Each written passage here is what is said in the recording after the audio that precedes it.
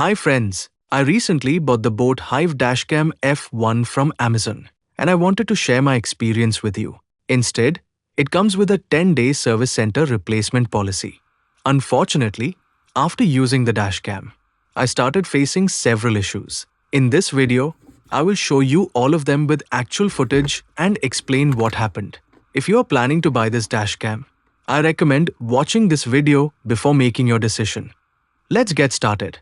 Before I get into the issues, I just want to mention that we have used all the accessories provided with the Dashcam. We have installed the front camera properly by following the instructions, so the setup was done exactly as recommended. Everything was connected correctly before I started using it. After that, I began testing the Dashcam, and that is when I started noticing the issues that I am going to show you next. Now let us start the live testing.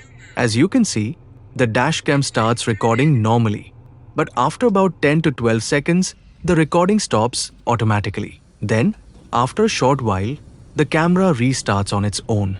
It starts recording again for another 10 to 12 seconds, stops once more, and restarts again. This keeps repeating continuously, making the Dashcam practically unusable for recording while driving.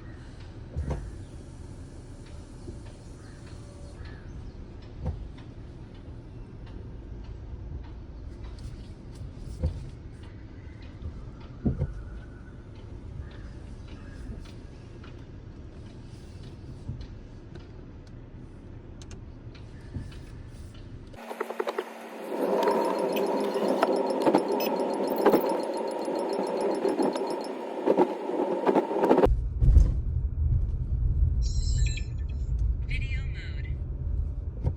Recording started.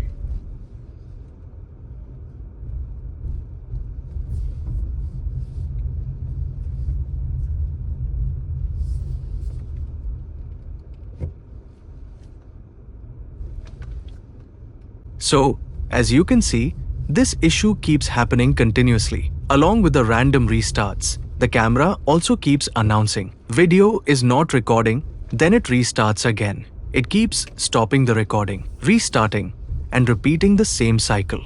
I also noticed that the longer the camera runs, the worse the problem gets.